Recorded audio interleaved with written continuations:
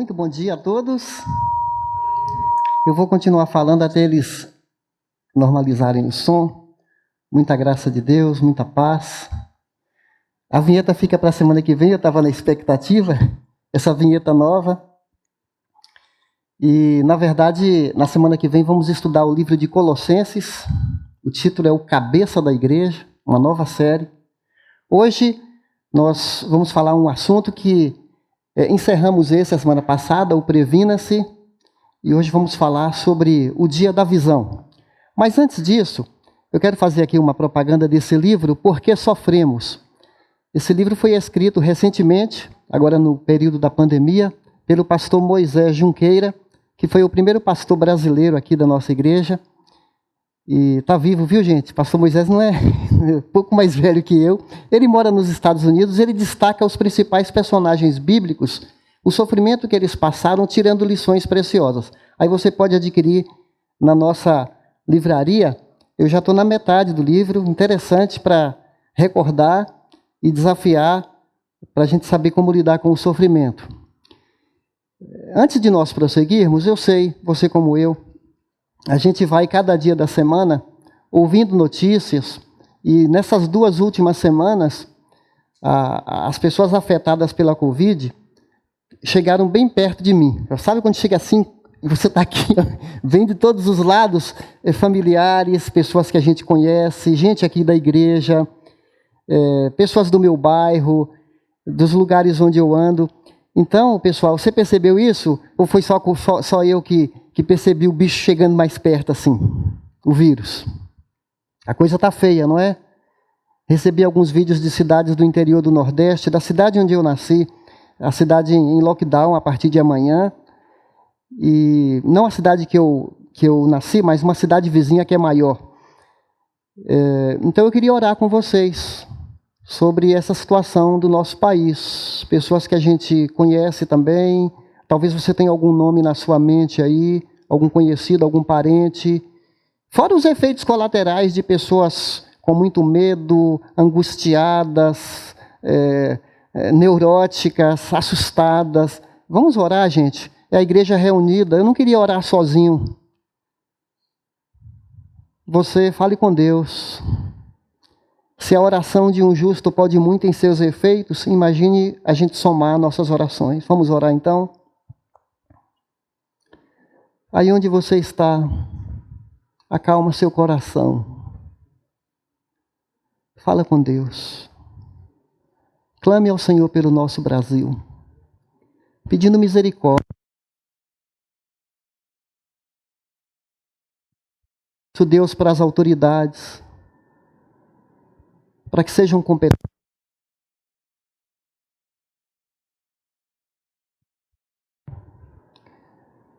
A chegada dos recursos, do dinheiro, das vacinas. Ore por Manaus.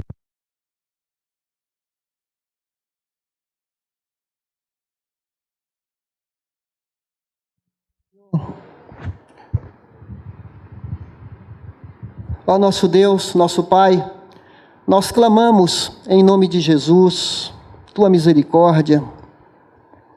Tem muita gente sofrendo, fora a Covid, gente lá no Acre com inundações, doenças como a dengue e outras. Ó Pai, os preços estão tão caros no Brasil, a gasolina tão alta, o gás, os alimentos, tudo isso nos afeta de alguma maneira tira um pouco da nossa alegria, uma certa frustração por vermos recursos mal administrados e tanta corrupção em nosso país. Então nós clamamos em nome de Jesus uma ajuda especial do Senhor. A gente sabe que o Senhor está no controle. Isso que está acontecendo não tem nada a ver com a Tua vontade, mas o Senhor é capaz de usar até mesmo o sofrimento para que a gente Te conheça mais. Então, Pai, nós oramos por nossa nação. O Senhor viu. Eu não estou falando de algo que o Senhor ignora. Estava no seu coração quando o Senhor viu as multidões. E fala na palavra que o Senhor se compadeceu das multidões. Porque o Senhor viu as pessoas como ovelhas desgarradas, exaustas, aflitas, precisando de pastoreio. E o Senhor se apresenta como o supremo pastor, aquele que diz: o bom pastor dá a vida pelas ovelhas. Então, entendendo que o Senhor deu a vida pelas ovelhas, nós entendemos também que o mais o Senhor pode fazer por causa da graça que te move. Então, a nossa oração é que muita gente seja salva, até antes de ser contaminada.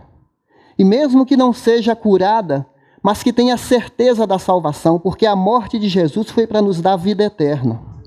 E se as pessoas tiverem que perecer, que pereçam, mas sabendo que tem uma herança no céu. Ó Deus, tem misericórdia, use a tua igreja, aviva a obra das tuas mãos no Brasil. Nós oramos para que os crentes que estão dormindo, os crentes que estão apáticos, os cristãos que estão fracos, que o Senhor os reanime, que eles sejam despertados, para que haja, Pai, um movimento de uma igreja que aproveita essa oportunidade para falar que Jesus ainda é Jesus, o mesmo ontem, hoje e eternamente. E Ele restaura, Ele dá esperança, Ele perdoa. Senhor, olha para alguns queridos nossos que estão doentes. Eu lembro agora do pastor Alfredo, querido nosso, que vai fazer uma cirurgia do coração amanhã. Ó Pai, dê uma boa equipe médica, uma boa cirurgia, para que ele recupere e tenha muito tempo ainda ao nosso lado, Pai. Oramos também pelo Ari, parente do nosso querido Edson, do louvor, que o Senhor esteja ministrando ao coração dele graça, restauração e cura e paz para toda a família. E outros, Pai, nós lembramos agora o pai da Carol, o seu Dilermano, que o Senhor visite aquele homem no hospital. Ó Deus, tem misericórdia dele, Pai. Que a tua presença esteja fazendo companhia, e nós oramos também por graça, cura e restauração. E algum outro que vem à nossa memória agora, ouve, Senhor do céu, perdoa os nossos pecados e sare a nossa terra. E agora, Pai, ao estudarmos a tua palavra, nos ajude a não ficarmos distraídos, desconcentrados, preocupados. Que esse seja um tempo especial do Senhor alinhar, falar, aos nossos corações. Perdoe, Senhor, nossa dureza de coração. Perdoe, Pai, porque é possível estarmos nesse lugar e ao mesmo tempo nossa mente está tão longe. Ó Deus, por favor, nos ajude a focar, a olhar para Jesus e que seja a palavra de Jesus e não de homens.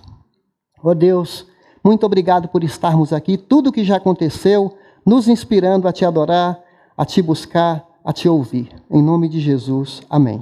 Amém. Posso continuar no microfone ou esse aqui? Esse aqui? Então já está aí. Ainda bem que tem esse step aqui, né?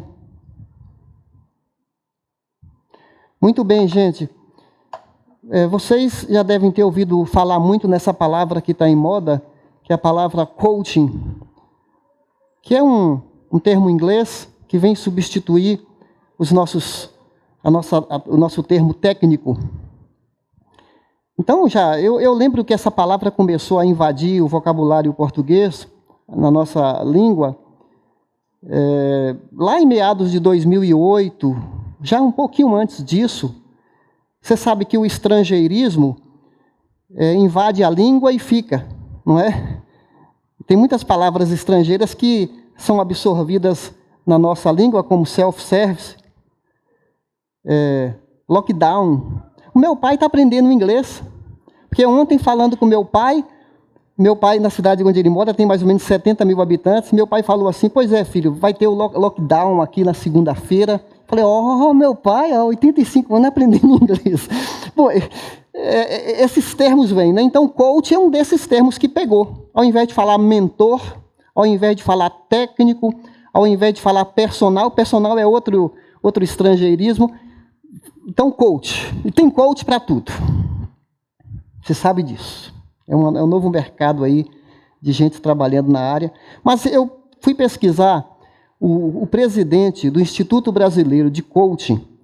O nome dele é José... Cadê o nome do camarada aqui? José Roberto Marques, presidente do IBC.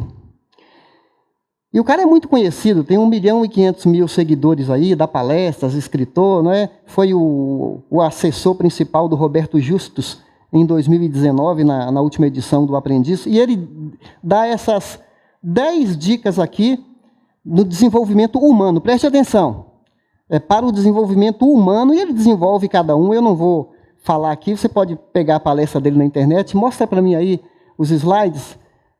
10 dicas de coaching para viver melhor e despertar o seu poder. Olha só.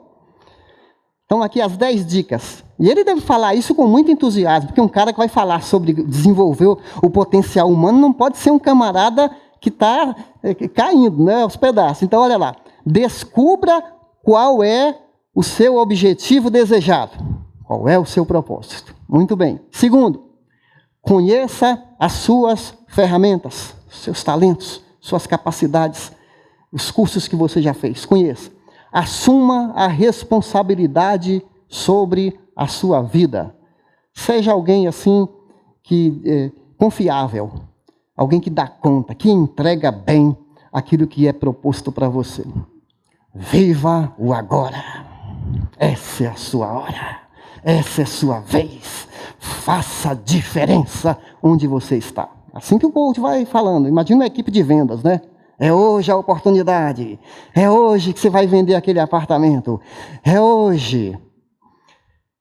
Saiba ouvir na essência. Seja uma pessoa que ouve, que é atenta, que guarda os detalhes, que ganha o coração com a empatia.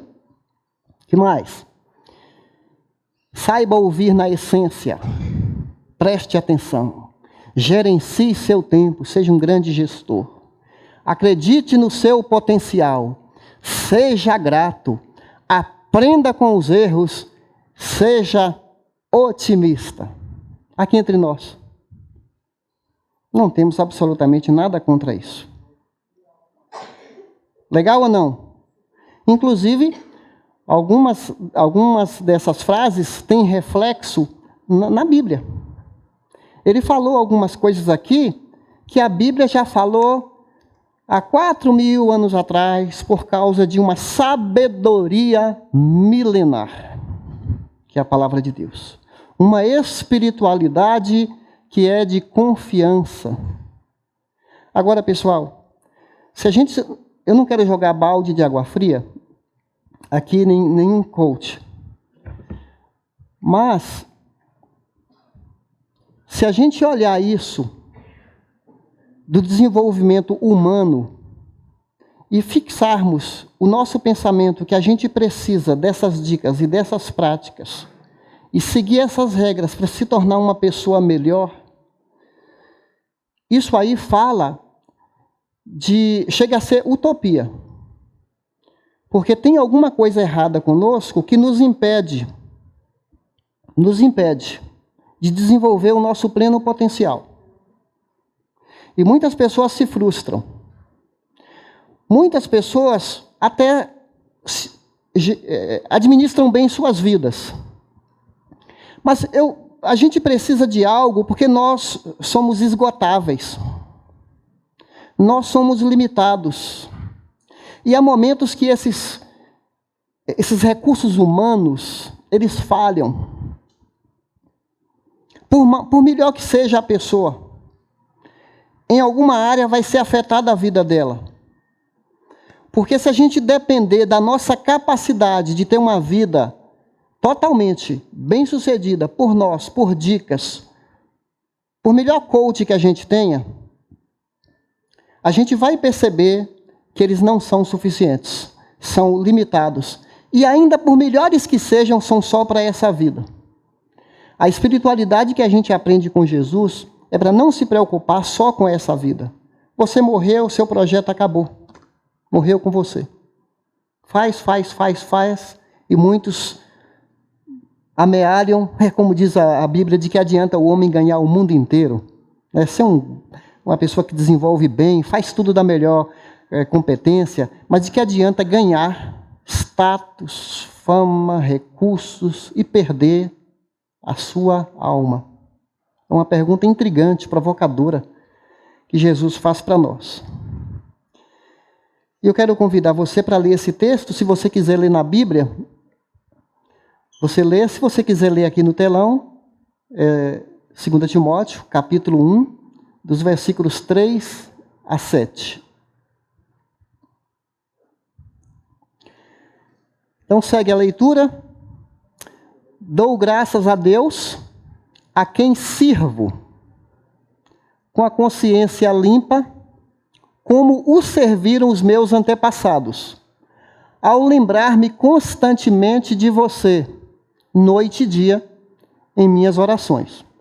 Lembro-me das suas lágrimas e desejo muito vê-lo, para que a minha alegria seja completa.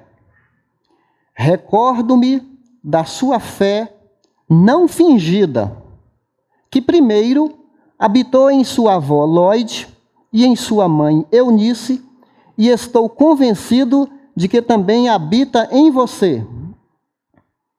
Por essa razão, torno a lembrá-lo de que mantenha viva a chama do dom de Deus que está em você, mediante a imposição das minhas mãos. Pois Deus não nos deu espírito de covardia, mas de poder, de amor e de equilíbrio. É texto maravilhoso, hein, gente? Texto maravilhoso.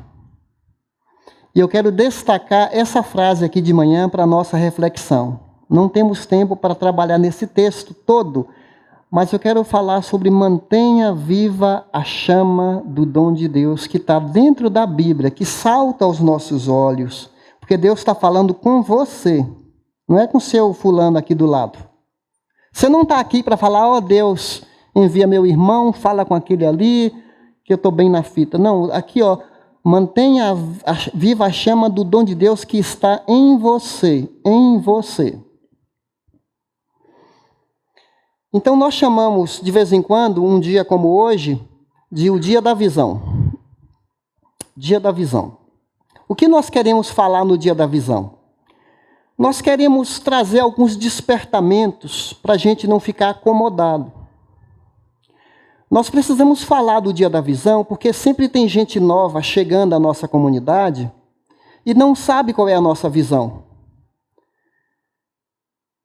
A igreja precisa ter um foco, precisa ter um objetivo. Uma igreja que não sabe para onde vai, ela fica confusa e as pessoas também. Nós precisamos trazer a visão à tona, porque alguém já disse, a visão vaza. Se a gente não falar qual é nosso foco, a tendência é nós nos acomodarmos e perder o caminho. Qual é o foco do cristianismo? Qual é o objetivo de uma igreja? A gente precisa saber, porque de repente alguém te questiona. Por que você vai a uma igreja? Aí nós temos essa visão. Visão é a igreja ideal que nós queremos. A visão é aquele retrato do tipo de igreja que nós sonhamos. Qual é a igreja que nós sonhamos? Alguns de vocês até já esqueceram disso. Não é verdade? Está aí. Uma igreja bíblica,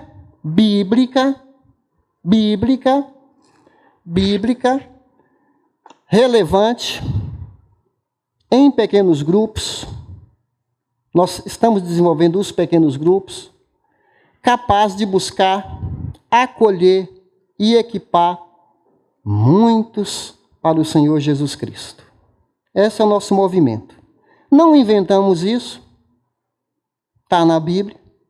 Cada palavra dessa a gente tem respaldo na palavra de Deus. Mas é uma maneira de não perdermos o nosso foco. Vamos ler juntos isso? Só os homens. Uma igreja bíblica, relevante, em pequenos grupos, capaz de buscar, acolher e equipar muitos para o Senhor Jesus. Só as mulheres agora, por favor.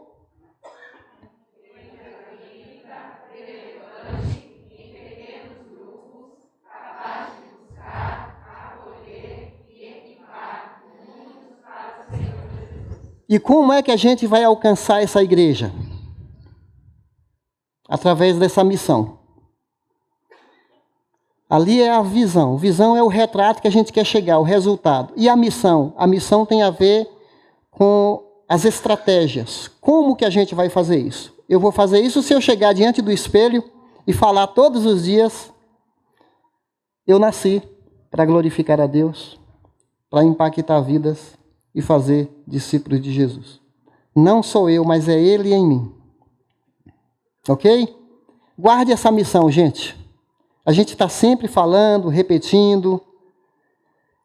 E voltando aqui, na Bíblia NVI, fala: mantenha viva a chama do dom de Deus que está em você. Nós lemos essa passagem. E na Bíblia Revista e Atualizada, que são as mesmas palavras, tá? Outras palavras, mas é o mesmo sentido. Reavives o dom de Deus que há em ti. E na língua original da Bíblia, é uma palavra que está ligado com fogo. Esse reaviver. É você incendiar, colocar fogo. Esse é o sentido da palavra. Desperte, mantenha esse fogo continuamente. Então, a palavra continuamente. E você viu no texto que Paulo fala: eu desejava muito vê-lo. Tem pessoas que nós não queremos ver. Verdade ou não? Tem pessoas que, se você pudesse, desviava. Não ia encontrar. Uma vez por ano que você encontra com as pessoas, já está bom. Tem gente que você quer ver. Mas tem pessoas que você deseja muito, muito, muito ver. Especialmente quando aquela pessoa te inspira, te anima, agrega, deixa você assim motivado. Timóteo era esse cara. Porque Paulo fala lá que ele tinha uma fé não fingida. Ele tinha uma fé que em algum momento, a gente vai ver isso, foi ativada. A avó, a mãe, prepararam a lenha no coração de Timóteo. Mas Deus acendeu o fogo. Provavelmente em Atos 16, quando Paulo estava na cidade dele, Listra, Atos 16, na pregação da palavra, aquela lenha que a mãe e a avó prepararam, acendeu. E Timóteo, desde então, se tornou um camarada contagiante. Mas mesmo um cara contagiante, como Timóteo, que recebe 2 cartas do apóstolo Paulo, 1ª e 2ª Timóteo, que era companheirão de Paulo, ao lado de alguém que era uma brasa viva, o apóstolo Paulo, um fogo incendiado, que me fez lembrar agora de um cara que eu amei o livro dele, quando eu li na década de 80, isso aí, gente, um livro chamado A Cruz e o Punhal. Aquele livro me marcou, porque o cara, ele ia atrás de traficante nos Estados Unidos para falar do amor. Ia atrás tinha uns bandos lá que brigavam entre si, quadrilhas, no Brooklyn, em Nova York, e aqueles grupos se brigavam, e tinha traficantes, e tinha drogas, e de muito mais intensidade naquela época. E esse missionário foi chamado para falar de Jesus para esses caras. E onde tinha um deles, ele chegava lá e falava de Jesus. Aí um dia ele encontrou um chefão do tráfico lá, e o chefe do tráfico falou assim: já não é a primeira vez que você vem falar comigo, eu não sei quem você é, não sei de onde você vem, eu vou te cortar em 15 pedaços, 15, acho que foi mais do que isso, eu vou te cortar em pedacinhos. E pegou o canivete assim, né? E foi na direção desse missionário. Sabe o que ele falou, o missionário? Você pode me cortar em dezenas de pedaços, e quando os meus pedaços estiverem no chão, cada um deles sangrando, cada um deles vai falar que Jesus te ama e morreu na cruz para te dar uma nova vida. E aí, aquele chefe sai daquele lugar, e mais para frente ele se converte a Jesus. Uma pessoa assim, cheia de paixão por Jesus, né? Encarando qualquer desafio. Timóteo era um camarada assim, mas mesmo as pessoas mais fortes, mais acesas por Deus, elas podem ficar apagadas. apagadas assim, a chama diminui.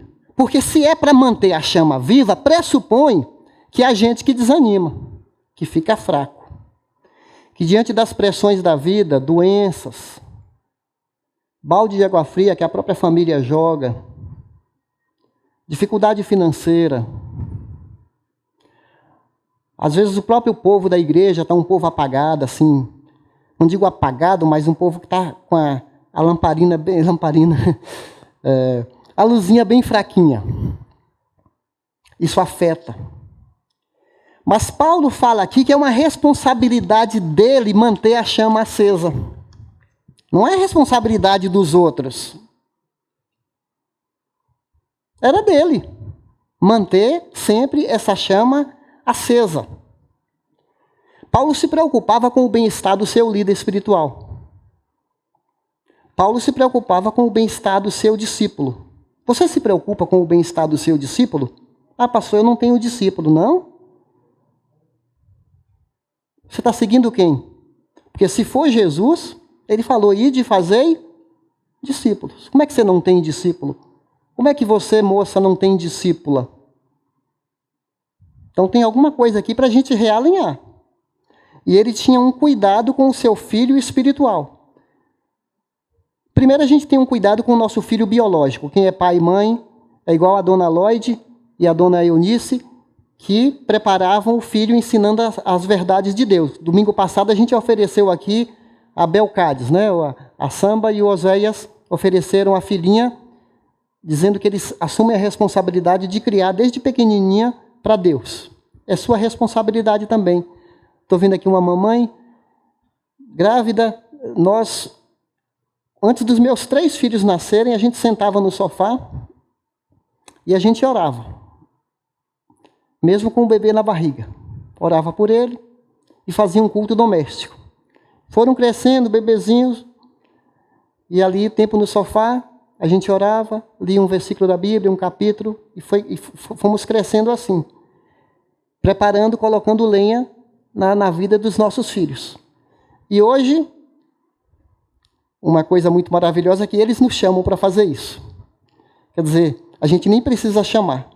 Tem dias que eles nos cobram. Pai, faz tempo que a gente não ora junto. Mãe, faz tempo que a gente não... Vamos orar. Então a gente vai.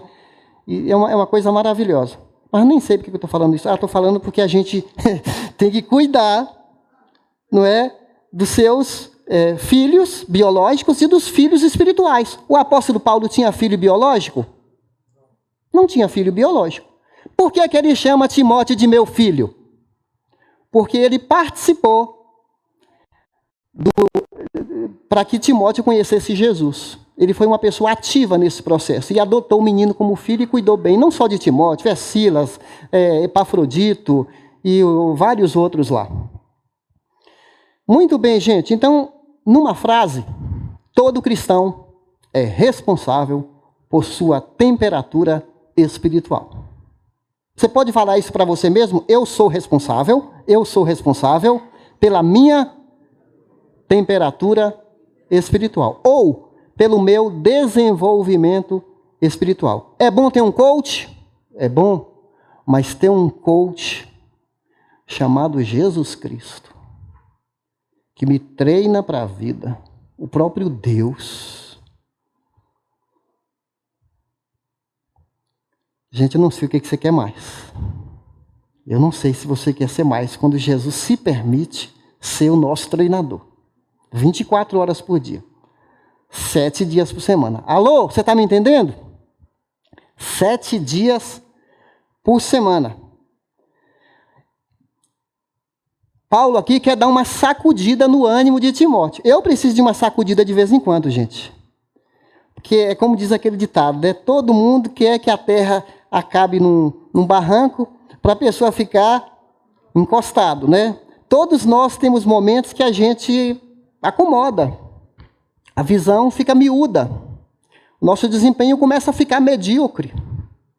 E essa questão de manter a chama acesa, Apocalipse vai falar, cuidado para você não perder o seu primeiro amor. E, infelizmente, muitos de nós, de maneira sutil, não percebem que, de maneira sutil, o nosso amor vai se esfriando. E nós cantamos uma música agora de manhã, falando sobre... eu esqueci aquela parte que fala, não deixa a chama... Não deixa o meu amor se esfriar. Porque Jesus profetizou isso, né? Que a ciência vai multiplicar, né? A ciência vai multiplicar e o amor de quase todos esfriará. Muito bem, irmãos. Não é dito que dom é esse. Mantenha viva a chama do dom de Deus. A salvação é de graça.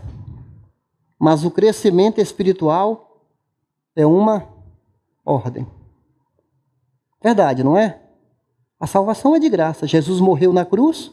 Nós não precisamos fazer nada para ganhar o céu. Só crer. É que crer significa obedecer também. Mas para entrar no céu não depende de esforço nosso. Depende do que Jesus fez na cruz. Tem gente que pensa assim, para mim ir para o céu, eu preciso frequentar uma igreja, eu preciso cumprir os mandamentos. Não.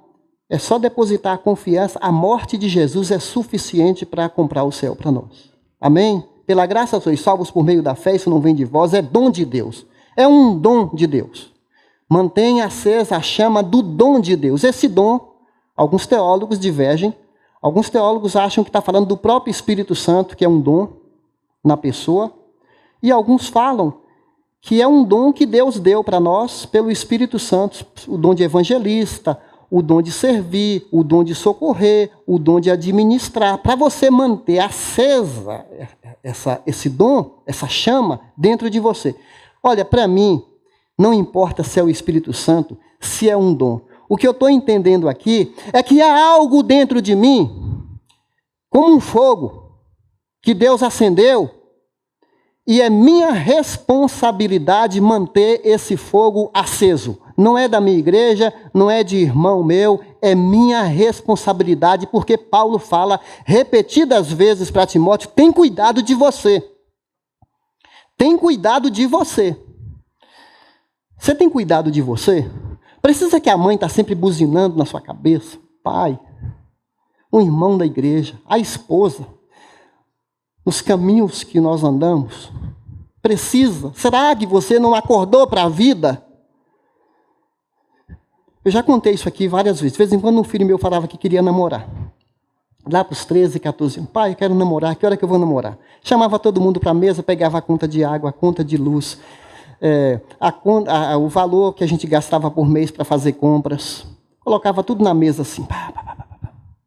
Vamos somar aqui, filhos. Quanto custa manter uma família? Pai, eu estou falando de namoro. É porque a gente vai ensinando a assumir responsabilidades desde pequeno. Não é verdade? Eu nem sei porque eu falei de namoro, porque o nosso assunto aqui, pessoal, é outro assunto. Meus irmãos, deixa eu dizer para você, para mim aqui, Paulo está soprando, falando para Timóteo, não deixa morrer essa chama de Deus. As brasas precisam ser, igual na churrasqueira, precisam ser abanadas, para poder a carne ficar gostosa, suculenta e maravilhosa. Senão, vai apagando e não vale a pena. O culto é uma maneira de nos abanar, mas não é suficiente. Ué, não? Não. Porque tem gente que vive de culto. Tem até igreja que tem culto todo dia. A pessoa se esvazia em menos de 24 horas e corre para encher o tanque dela aqui na igreja. Nós não precisamos disso. Porque culto é a oportunidade de sermos treinados para servir. Nós fazemos de tudo para arrumar a lenha. Porque a lenha é responsabilidade da pessoa. Deus não vai ajuntar lenha. Não fica pensando você que Deus vai ajuntar lenha para você. Ele já te deu a salvação. No dia de Pentecostes, o Espírito Santo caiu sobre como fogo em cada um cristão, quando nasceu a igreja. Aquelas como línguas de fogo. Deus acendeu aquele bastão da fé, aquela tocha foi sendo passada de crente para crente, de crente para incrédulo que se tornou crente, que foi passando até chegar hoje em mim e em você. Deus acendeu lá. E é nossa responsabilidade ajuntar lenha. Como é que eu arrumo lenha? É quando eu me separo para eu falar com Deus. Estou ajuntando lenha, preparando o meu coração. O fogo já está aceso quando eu criei, quando eu entreguei minha vida para Jesus. Eu vou colocando mais lenha. É esse tempo de ler a palavra, tempo de estar com a minha família, orando, tempo de estar na igreja, é estar no meu pequeno grupo. Não é gostoso uma brasa viva, um pequeno grupo assim motivado, povo animado, durante a semana, se correspondendo, se contatando, orando um pelo outro. Isso é como a Kátia falou aqui no vídeo, é um aquecimento. Aquela figura da lenha, quando está fora do braseiro, acontece. Meus irmãos, sabe uma preocupação minha como pastor? É que nesse tempo de pandemia, pessoas altamente comprometidas com a igreja podem não perceber que elas podem ficar acostumadas e mal acostumadas, participando de uma igreja virtual, que não requer muito da pessoa, assistindo o culto só online. Eu sei, algumas pessoas que nos assistem agora são idosos, pessoas de risco, e graças a Deus pelo recurso online, nos ajudou tanto. Até os PGs foram online, estão sendo ainda. Amém por isso. Mas igreja envolve os bastidores. A vida acontece. A igreja não ficou parada. Mesmo quando a gente estava parado sem usar o prédio, nosso contato, o aquecimento, é por isso que a gente pôde retornar, porque continuamos acesos. Mas alguns se acostumam, enfraquecem e acostumam com essa igreja confortável que você fica à distância, e aí você vai perdendo seus valores, vai se esfriando, vai se distanciando. E 1 Tessalonicenses 5,19 fala, não apagueis o Espírito Santo. É possível então o Espírito Santo não ter espaço no meu coração? É possível. Porque eu vou permitindo que os cuidados da vida, a fascinação com as coisas dessa vida, se a gente não se cuidar, eu nem tenho Instagram, porque aquilo vai me consumir muito tempo. Você já parou para perceber como que as pessoas gastam tempo? Eu tenho que tomar cuidado com o Facebook, com o YouTube, porque a gente quer ver aquilo, é um assédio.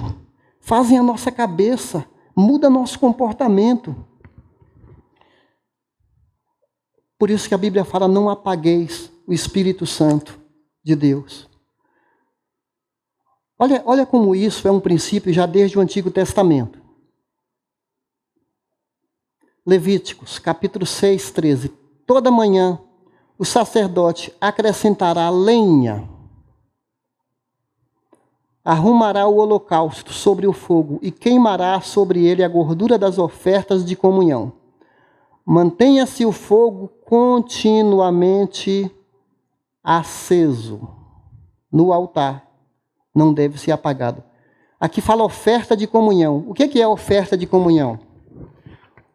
O adorador, no Antigo Testamento, ele queria estar na presença de Deus, ele queria buscar o Senhor, então ele ia nesse lugar, que era chamado tabernáculo, depois se tornou o templo, e ele oferecia, os mais pobres ofereciam uma farinha pura, oferecia uma ave, oferecia um cordeiro, e às vezes colocava a mão, às vezes, conforme a oferta, colocava a mão no cordeiro, por exemplo, significando que ele estava transferindo os pecados dele para aquele inocente. Que é uma imagem de Jesus, né? Nossos pecados foram transferidos para um inocente, que é Jesus. Então ele adorava a Deus grato, tendo comunhão com Deus. Esse altar do holocausto não podia apagar, porque sempre tinha alguém para chegar e adorar o Senhor. A mesma coisa hoje. Mantenha-se o fogo continuamente a sacerdote. Você é sacerdote. 1 Pedro 2,9. Nós somos a nação sacerdotal de Deus. Você é responsável em manter o seu altar com fogo. Aliás, é lindo, né? Que o Espírito Santo veio como fogo, ele está dentro de nós. Irmãos, como eu queria arder mais por Jesus. Como eu queria. Às vezes eu sinto que meu amor é tão pequeno, que os meus olhos são tão secos. E ele é tão amoroso. E a Bíblia fala em Romanos capítulo 12, servindo ao Senhor com fervor. Sejam fervorosos de espírito, servindo ao Senhor. Às vezes eu me sinto tão gelado. Mas eu tenho pedido para Deus para me manter sempre aceso e usar essas ferramentas que Ele coloca à nossa disposição. A responsabilidade é minha, a responsabilidade é sua. Sabe, tem uma responsabilidade de Deus e tem uma responsabilidade nossa. As duas cooperam juntos. A graça de Deus não opera automaticamente na minha vida sem a minha participação. Pastor, o que você está dizendo com isso? Tem gente, com todo cuidado aqui que eu vou falar, tão folgada, que se mete em encrenca, toma decisão errada e ainda tem a cara de pau de falar para você, Deus permitiu, né? Sabe como é que é, né, pastor? A gente comete aí umas falhas. Deus deixou. Deus permitiu. Como se Deus fosse culpado das decisões erradas que as pessoas fazem. Aí se distanciam, se estrumbicam, se complicam, chega todo arrebentado, ainda bem que Deus é misericordioso, mas tem gente que é capaz de atribuir a Deus os maus resultados das suas péssimas escolhas. Olha como a graça de Deus trabalha em cooperação com a nossa. Eu vou dar aqui algumas passagens. Seu divino poder nos deu tudo o que nós necessitamos para a vida e piedade. 2 Pedro, capítulo 1.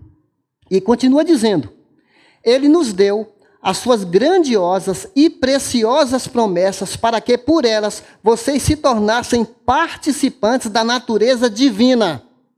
A gente é inserido na natureza, no DNA divino, vamos dizer assim. Natureza no sentido de que temos o Espírito Santo, uma pessoa divina dentro de nós. Aí fala logo em seguida, e fugissem da corrupção que há no mundo, causada pela cobiça. Então há um aspecto aqui que eu tenho as grandiosas e promessas de Deus e fui inserido no corpo, na igreja, mas eu tenho a responsabilidade de fugir dessa fascinação do mundo, da corrupção do mundo. Aí 2 Pedro 1, 3 e 5, ele fala, por isso mesmo, empenhem-se. A Bíblia não deixa você folgado na moleza. Empenhem-se. Na outra tradução, esforcem-se. E no final da carta, 2 Pedro 3,16, antes, crescei na graça e no conhecimento do nosso grande Deus e Salvador, Jesus Cristo. Ele conclui dizendo, cresça, para de ser criança, para de mimimi. Nós não podemos ser uma igreja creche, em que as pessoas são anãs espirituais, em que entra ano e sai ano, e as pessoas não desenvolvem um paladar pelas coisas de Deus. É minha responsabilidade, é sua. Não é ficar, ninguém está cuidando de mim, não lembra de mim, esquece do meu aniversário de casamento. Como é que não vai lembrar do aniversário de casamento, de aniversário, seu aniversário? Fica doente, a gente nem fica sabendo. E tem gente assim, fica doente e fala, ninguém se importou por mim. A pergunta que a gente tem que fazer é, você se importa com os outros? Você vai atrás dos outros? Você se coloca como uma pessoa que quer ser carregado no colo? Paulo está dizendo para Timóteo aqui, seja um bom soldado de Jesus, sofre as aflições, ganha resiliência, ganha força. Irmão, quanto pior a provação, 1 Pedro vai falar que a nossa fé, quando provada, ela fica cada vez mais pura como o ouro refinado. A fé cresce na crise. Preparado para crescer? Deus já nos deu tanta ferramenta para o nosso crescimento. Olha outro versículo que fala da nossa responsabilidade. Da de Deus e da nossa. É esse aqui, olha. Assim, meus amados irmãos. Acho que eu coloquei esse versículo aqui. Deixa eu ver aqui, Nailson. Não está aqui. Esse versículo diz assim. Assim, meus amados irmãos, como sempre vocês obedeceram, não apenas na minha presença, porém muito mais agora, na minha ausência. Ponham em ação a salvação de vocês. Na outra Bíblia fala, desenvolvei a vossa salvação. A salvação a gente já ganhou. Mas agora Deus nos chama para colocar em movimento. Com temor e tremor, quer dizer, com sensibilidade, com gosto, buscando. Pois Deus efetua, olha a parte de Deus, Deus efetua em vós tanto o querer quanto o realizar, segundo a boa vontade dele, Filipenses 2, 12 e 13. Há uma parte de Deus que efetua em nós, há uma parte de nós que é desenvolver a vossa salvação. Continuando,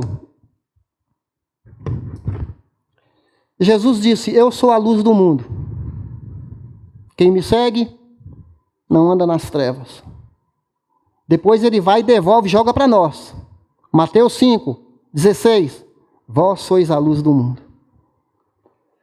Bom seria que as pessoas, ao terem contato conosco, de alguma maneira, sintam um pouco do nosso calor por Jesus. Alguns de nós, às vezes, estão tão frios, tão voltados para nós, e não sai de nós nada de Jesus. Eu fico preocupado com isso. Porque eu oro por pessoas. E quando eu estou perto dessas pessoas, eu fico pedindo, Deus, me dá uma palavra de ignição, assim, para ligar e falar algo do Senhor para essa pessoa. Eu fico atento para ver se o Espírito Santo me dá uma palavra, para saber a hora certa, para não ser chato, ficar buzinando no ouvido da pessoa, nem também ser apático, calado, porque Paulo, Jesus, chega para Paulo e fala assim, Atos 18, 1 Coríntios 18, 9.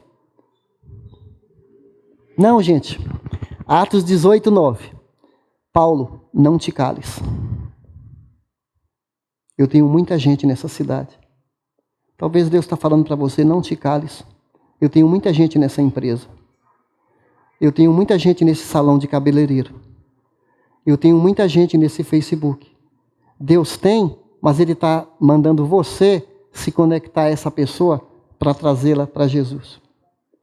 Você está ligado nisso? Será que a gente tem paixão por almas?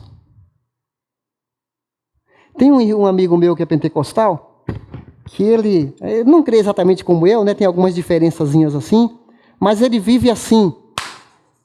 Teve um dia que ele chegou para mim e falou assim, de vez em quando eu combino algum encontro com uma pessoa e eu fico lá pedindo para Deus, vai que o Espírito Santo passa ali na hora e eu consigo falar. Eu falei, você não precisa combinar um encontro com a pessoa para que o Espírito Santo apareça. O Espírito Santo está dentro de você. Mas é a paixão dele. Ele quer ver gente conhecendo Jesus. Irmão, quando você chegar lá no céu, quem que você vai levar lá? Tem algum amigo seu que você contribuiu? Talvez você não levou, mas você contribuiu para que ele conhecesse a fé. Então, meus queridos, 3 dicas aqui, bem rápidas. Permaneça na fé autêntica, que Paulo elogia a Timóteo. Ele tinha uma fé não hipócrita, uma fé que não era fingida, não era uma fé que faz de conta, não era uma fé... Essa semana uma pessoa ligou para mim e chorou no telefone. Ele disse assim, pastor, eu só procuro a Deus quando eu estou no sufoco. Depois que Deus me atende, eu esqueço. E chorou. Falei, puxa, fico feliz que o Espírito está te incomodando. Ele falou, eu nem frequento igreja. Mas tem uma pessoa que fala de Deus para mim e isso está mexendo comigo. A Bíblia fala de fé, a fé é chave para a nossa oração. A Bíblia fala de pouca fé, nenhuma fé, fé morta, fé fraca, fé inútil. E fala no positivo, fé sincera, grande fé, fé preciosa, fé crescente, fé fortalecida. A fé produz obediência, nos protege como escudo, escudo da fé, Efésios capítulo 6. A fé é a vitória que vence o mundo, 1 João 5, versículo 4. Sem fé é impossível agradar a Deus. Amém? Mantenha-se corajoso. Você viu o versículo 7? Deus não nos deu espírito de covardia, mas de poder, de amor e de equilíbrio. Timóteo tinha uma tendência para ser introvertido. Ele tinha uma tendência para ser assim, tímido. E Paulo está chamando Timóteo para ser forte e ser corajoso. Isso, irmãos, está desde Josué 1, versículo 9. Seja forte, seja corajoso, porque o Senhor, teu Deus, é contigo por onde você andar. E fala também, mantenha-se engajado no projeto de Deus. Paulo fala lá em 2 Timóteo 1,8, não se envergonhe de testemunhar do Senhor. Por isso que a gente tem todos esses recursos para nos preparar. Agora começamos a escola bíblica, começou a semana passada, é mais uma alternativa para a gente conhecer mais de Bíblia, conhecer mais da palavra. Você já pensou um soldado que não sabe atirar? Nunca pegou numa arma, não sente cheiro de pólvora, nunca atirou num alvo. Um soldado que apenas fica lustrando o coturno, a roupa, o uniforme, passando, lavando, veste aquele uniforme, mas não vai para a batalha e é soldado. Nós fomos chamados para uma guerra espiritual. Seja corajoso e mantenha-se engajado. E aqui fala no texto que ele nos deu uma santa vocação. Não só nos salvou, ele nos deu uma santa vocação. Há quem queira a salvação, mas não quer o compromisso de fazer parte do projeto. Tem gente que quer frequentar uma igreja, mas não quer que a igreja esteja com ele. Ele quer se isolar. Ele está na igreja, mas a igreja não está nele. Não há compromisso, não há vínculo, não pode contar com a pessoa. Não existe soldado sem uma corporação. Não existe bombeiro sozinho. A gente faz parte de um movimento muito melhor do que de corporação, do que bombeiro. É um movimento de resgate, de vida. Falar de bombeiro é fogo, né? Tem a ver com fogo também. Aquecida, guerreira, que vai à luta, que resgata pessoas.